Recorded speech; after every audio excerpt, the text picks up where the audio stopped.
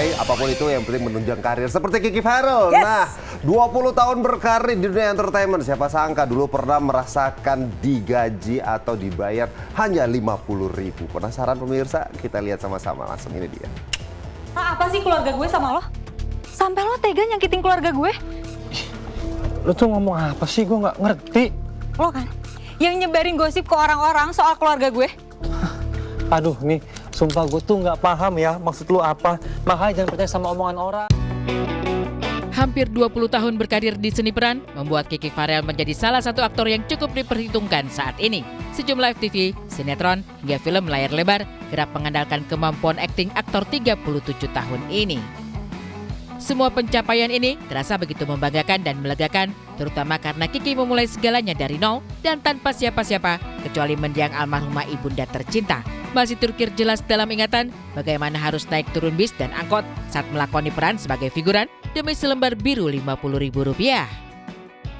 Itu dari tahun 2005, awalnya itu figuran, jadi itu awal casting, terus ini perdana banget casting langsung diterima, aneh gitu loh, bisa sih langsung diterima, terus sama gitu, nggak mungkin, masa sih langsung diterima, terus pulang, dilakukan orang rumah diterima, terus besoknya syuting dan ternyata ya cuma lewat aja, gitu. Itu dari rumahku di daerah Bahu, rumahku di daerah Cirende, maksudnya Ciputat Timur, lalu 5 kiloan dari Lebak Bulus, jadi dari rumah tuh naik angkot, lagi dari Lebak Bulus, dari Lebak Bulus itu akan naik bis ke Kampung Kampung, dari Kampung itu naik bis lagi ke Cibubur atau ke Duren Sawit loh.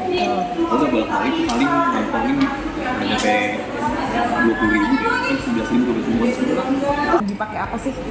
Ini figuran dulu ya, gue tuh 50.000, dipotong bisnis apa 11.000, dipakai apanya udah buat 11.000 dong. 11.000 gini, dari gocap ke 11.000, nah ongkosnya jauh kan, dari rumah naik angkot, dari Lebak Bulus naik bis, dari kampung-kampungan naik apa lagi 3 kali bolak-balik.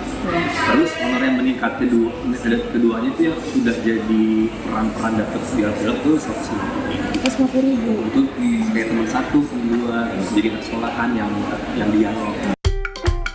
Sudah gitu, syukur-syukur kalau rutin seminggu atau tiap 2 minggu. Yang ada serba tidak pasti, hingga Kiki Farel sempat banting setir lamar jadi sales boy yang menawarkan produk di mall-mall. Terus sempat melamar kerja di perusahaan yang token itu ada di mall-mall gitu kan. Jadi apa gitu? Ya, jadi sales boy gitu loh. Oh, kayak SPD gitu. Kalau cewek kan SPG, ini cowoknya. Oh, pernah. Pernah ngelamar karena udah nggak bisa nih, mau kuliah juga uangnya mana gitu. Terus syuting juga kayak gini-gini. Itulah proses, semesta seolah punya cara untuk menempa dan mematangkan seseorang. Nyaris tidak pasti, Kiki Farel mendapat stripping pertamanya tahun 2007.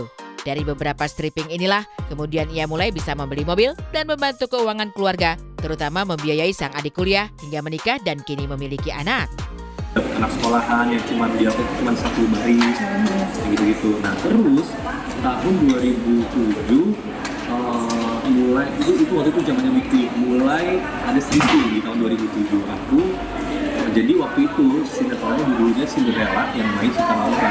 Cinta Laura waktu itu mau sekolah lagi di Amerika, which is butuh Cinta Laura yang keduanya nih.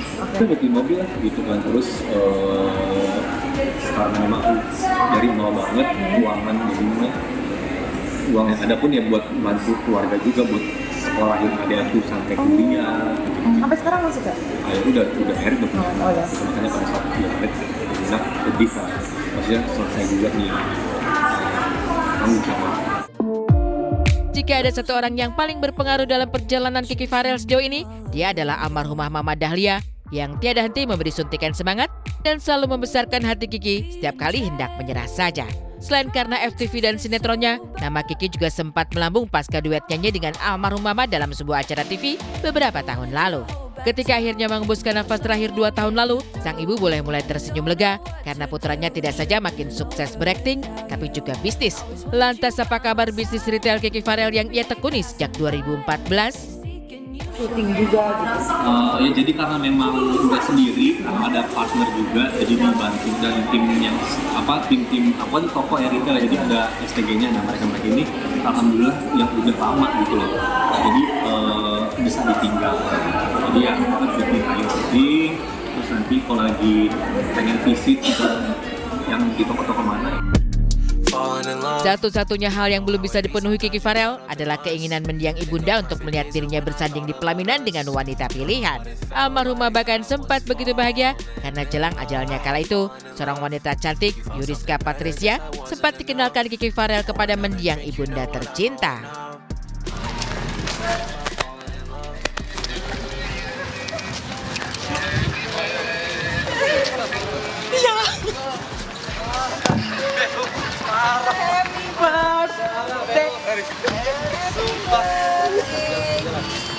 Ya ampun, sumpah ini enggak.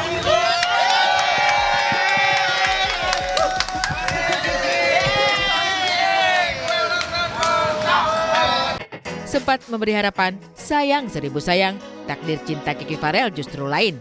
Hingga kini malah masih betah menjomblo. Meski demikian, baginya semua akan indah pada waktunya. Makanya aku sih udah jalan aja gitu. Pasti nanti kalau udah ketemu, pasti ketemu. Kalau udah ada, pasti ada. Kalau punya rencana gitu, dan semua jodoh orang pasti jodoh orang itu udah ditakdirkan. Tapi kita juga harus berusaha juga, kayak gitu ya. Sambil berdoa ya ayo gitu. Kalau memang masih belum, ya udah nikmatin aja lah. Gitu. Terus sekarang ya aku udah menikmati apa yang aku punya gitu. Apa sih? Aku ngerasa kan aku dari umur 18 maksudnya kayak nyari uang sendiri, jadi itu uangnya nggak bisa aku nikmatin sendiri gitu, karena ada keluarga. Terus sekarang mamaku tuh udah nggak ada setelah 2 tahun yang lalu. Jadi bukan aku seneng ya, bukannya aku seneng mamaku nggak ada, bukan maksudnya aku kayak jadi ngerasa yang aku punya itu full gitu, yang aku punya itu full aku nikmatin, dan waktu yang aku punya pun sekarang ya udah aku bisa nikmatin tanpa mikirin orang tua, karena orang tua aku udah nggak ada gitu. Terus sekali lagi bukan aku seneng, nggak sama sekali, maksudnya aku sekarang kayak udah lebih gimana ya, kayak ngerasa orang baru gitu loh, kayak ngerasa orang baru lahir, kayak orang ngerasa baru keluar gitu. Jadi sekarang aku masih menikmati segala-galanya gitu kan, masih ya enjoy aja gitu kan. Kalaupun nanti misalnya ada seseorang yang datang serius entah kapan ya insya Allah gitu kan, tapi kalau memang belum, intinya aku mau enjoy.